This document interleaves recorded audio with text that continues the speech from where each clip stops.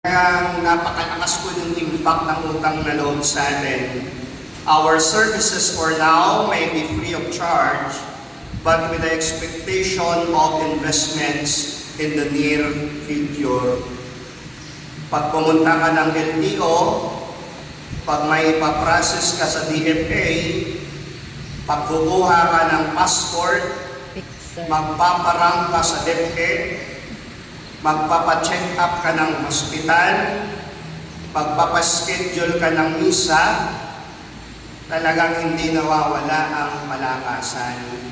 Diba? Imbes na sa office ka lalapit, didiretso ka na sa pare, kasi close pa si Father. Parati mong nililibre, parati mong inaanyayahan sa bahay, pinakakain ng masasarap. Kaya pag may kailangan ka, kailangan mo ng pare, ala kay Father ka na didiretso. Parang nitong nakarang araw lang, sabi sa akin sa text, Father, may patay po kami, pwede bang misahan ng alas 2 dyan sa parokya? Ang sagot ko sa kanya, sa opisina po kayo dumiretso. Sabi ko, wala akong power dyan. Kahit gustuin ko man, pero hindi tama yung proseso, pumunta po kayo sa opisina. Diba? Kasi pag nireject na kayo dun sa opisina, at sa palagay ko naman kaya kong solusyonan, gagawan natin yan ng paraan, pero dumaan muna kayo sa opisina. Hindi dahil magkaibigan tayo, automatic, kahit alam kong under the bakod yung paalam, tatanggapin ko na lang, no? Because we all know na nakikita nga natin sa paligid, kanya-kanyang palakasan. At bakit tayo nagpapalakas? Kasi may utang na loob sa atin. Nagawa natin ang pabor. And so in the near future, we expect that yung pabor na yon ay masusuklian. And if this happen, ano po ang effect nito? This eventually leads to more acts of corruption and pushes the good deeds to misery and deception. If our services are indeed true and sincere, then we will always render it to anyone regardless of status, regardless of the level of the relationship, regardless of the reciprocity that we might get in the end. Jesus did not cure Peter's mother-in-law dahil close siya kay Peter. Diba? Hindi niya pinagaling yun dahil disipulo ko to, mother-in-law niya to, papagalingin ko to. Hindi niya ginawa yun, no? Walang halong malis siya sa pagpapagaling. Ginawa yun ni Kristo dahil likas yun sa Kanya. Even it's late at night, hindi niya hinihindihan ang mga dinadala na may sakit sa Kanya at yung mga inaanihan ng masasamang espiritu. Hindi niya man kakilala, hindi niya man kaano-ano, if it calls for His help or His services, gumagawa ng paraan si Kristo. St. Paul, in our second reading, is well aware of this kind of mentality. Kaya sabi niya, my preaching of the gospel is free of charge. Kaya kayo po, pag nagre-request po kayo ng pare para mag-misa sa inyo, please refrain from asking, Father, magkano po ang bayad? Diba? Kasi minsan, kaya ayaw mo na lang misahan, nag-aalinlangan ka na kagad. Baka mahal yung bayad. Sabi ni St. Paul, it's free of charge. The sacraments is free of charge. Kung meron mang may nayaabot, kung meron mang hinihingi, yun po ay hindi para sa pare. Yun ay dumidiretso sa ating simbahan. Diba? Parang misnomer, sa buhay ko bilang pare, kadalasan yung mga nagtatanong sa akin, yung mga ka-close ko pa, kaklase ko, kaibigan ko, pamilya namin, parating nagtatanong, saan ba napupunta yung koleksyon? Sabi ko, malay ko. May misa lang naman ako, pagkatapos yung niyati doon sa sekretary sa office ng koleksyon. Pag nandun na yan, wala na akong kamuwang-muwang yan kung saan niya napupunta. Basta ang alam ko, pag umupo ako dun sa lamesa, may kinakain kami. Pag dumarating yung bill na kuryente, hindi man ako maambak dyan. Pag dumarating yung bill ng tubig, hindi man ako maambak dyan. Pag may dumarating dito na buhangin, semento, hindi man ako yung sinasabi ng Secretary, Pader, may babayaran doon, pwede mo bang bayaran? Wala. Ang naalala ko lang na binabayaran ko pag dumatating dito, Shopee.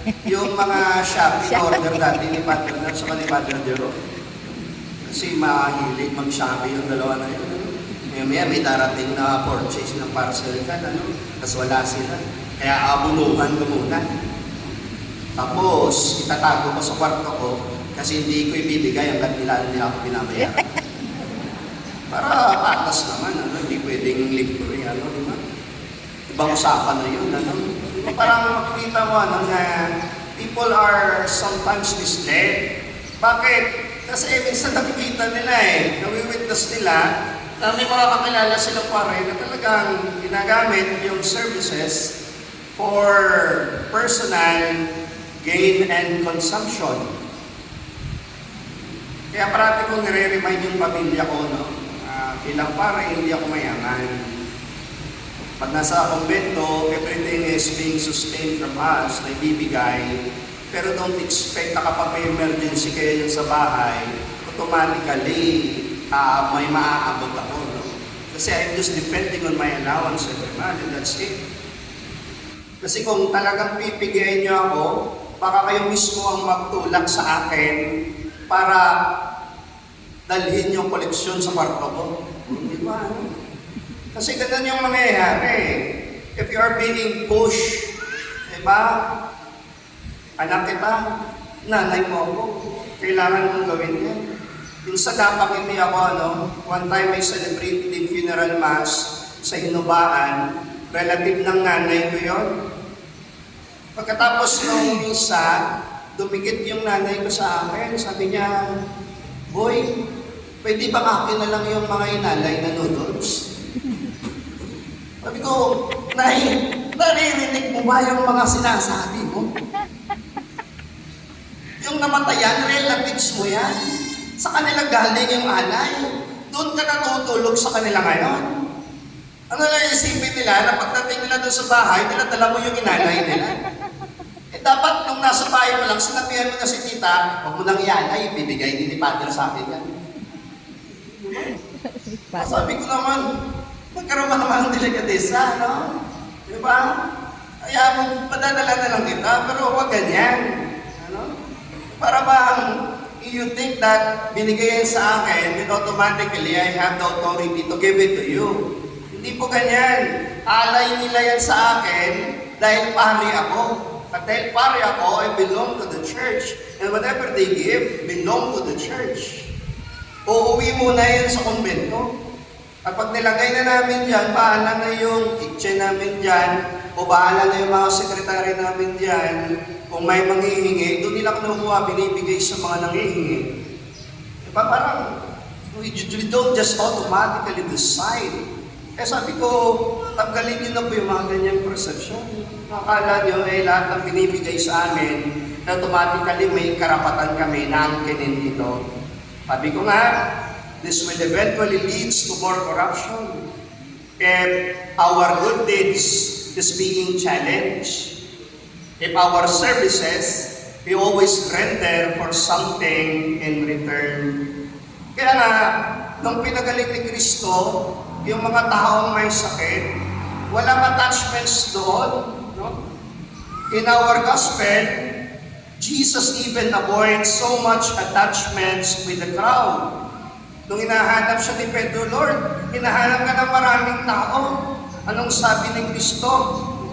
Let us go to nearby villages that I may preach there also. With the crowd wanting Him to be a part of Him, ano po yung ginawa ni Kristo? He moved into another place in order to give His presence to others. Naalala ko po nung ako ay na-assign sa kabatapuan, I started to become comfortable with the people whom I serve. Naramdaman ko, tanggap na tanggap ako. And I started to become attached with them. Nung kinausap ako ngayon ng superior, dahil nilipat na ako, nag-oo naman ako. Pero yung puso isip ko, nagpupumiglas. Parang gusto ko na lang sabihin dun sa superior namin, pwede bang dito na lang ako, mother? Di ba bakit? Napamahal ka na dun sa tao. Para bang naging komportable ka na sa lahat-lahat. That it pains me so much when I learn that I will be transferred. And it takes a while, no, na makapag-move on ako doon sa bago kong assignment. Kasi parati ko pa rin hinahanap-hanap yung kalinga na nararamdaman ko sa kabanatuan. Kaya sabi ko sa sarili ko, never again. Never again. Try not to be memorable. Try not to be memorable. Just do your job, preach the gospel, and that's it. No more attachments. Naalala ko po, one time naririnig ko yung dalawang pare namin nag-uusap. Sabi ng isang pare, "Boy, may invitation tayo ng dinner doon sa isang bahay ng parokyano. Nakatanggap ka ba?" Sabi ng isang pare, "Oh, I received the invitation." Sabi naman ng isang pare, "Ay, hindi ako makakapunta, may schedule ako." Sabi naman ng isang pare, "Ako nga rin, hindi rin ako available, may schedule din ako." Habang nakikinig ako sa usapan, tinignan ko yung cellphone ko, wala akong invitation. Sabi ko, dalawa lang naman pala silang text eh. Sabi ko, siguro sinasabi rin nung nag-invite, hindi ko na-invite ang pare na ito, hindi naman ito pumupunta. Diba? Eh ngayon nalaman ko yung dalawang pare, hindi sila makakapunta. They received the invitation, but they could not come. Tutay-tayamig lang ako, no?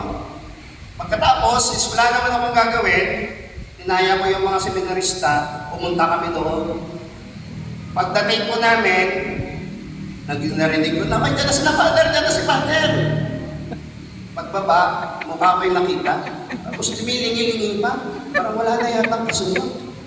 Siyempre, hindi talaga ako invited, so hindi nila na-expect na ako yung pumunta. Pero dahil ako yung dumating, pinakain naman po nila ako. Siyempre, habang kumakain, may interview ng konti. "Padre, nasan po si na Padre?"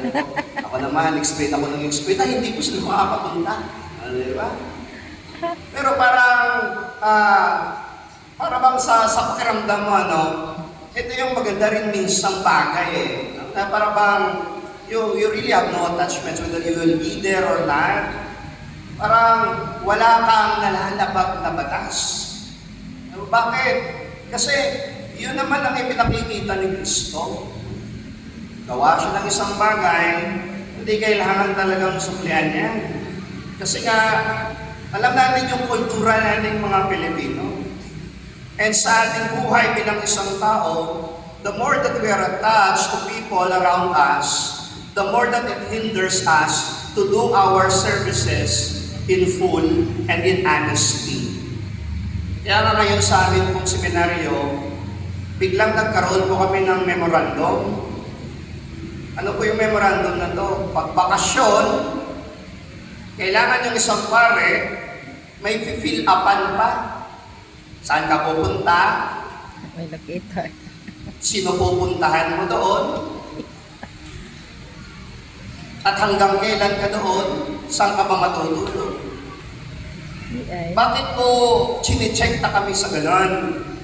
Kasi kadalasan, may mga pari kami na kapag bakasyon, hindi sila sa pamilya umuwi.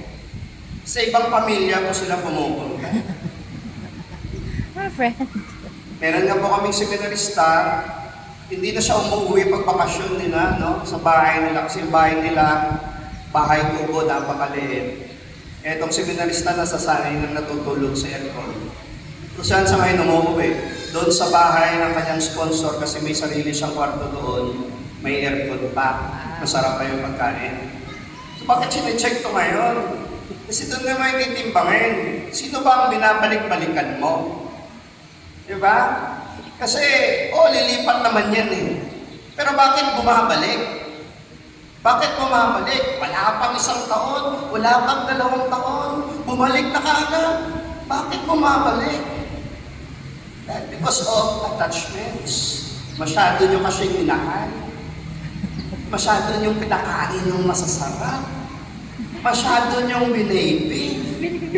Yung tuloy, pag nalipat, nandun yung pisikal, yung puso isip, naiwan. Diba? Naiwan. When Christ said, let us go to the nearby villages, walang halong attachments yun. Hinahanap siya ng mga tao, the people wanted him to stay. But his ministry is not limited to a particular place. He needs to move on. He needs to do his job. He's tried his best not to be too memorable to those people whom we serve. Talagang kinakat na yung attachments because he knew later on, yun yung magiging hindrance. Kaya nga, tama naman si San Pablo. Wala naman talagang bayad yung pagsiservisyo. Pero minsan, bakit bumabalik-balik? Kasi hindi nyo lang naman pinapakain. Hindi nyo lang naman pinatutuloy sa bahay ninyo. Patatime secretly, naaabutan pa ng pera. Naaabutan pa ng pera. Eh minsan yung inaabot nyo na pera, hindi naman umaabot na yun sa community. Na ibubulsa nyo ng pare. So, sinong naglaglag na yun? You are part of the responsibility. That's why sabi nga ng Bishop So, love your priest, but let them remain priests. Love your priest, but let them remain priests. Sabi ni Job sa ating unang pagbasa, remember that my life is like a wind. Job says in the first reading, my dear friends, it is not our goal to be remembered by the world, but our goal is to be remembered by God when we face Him face to face.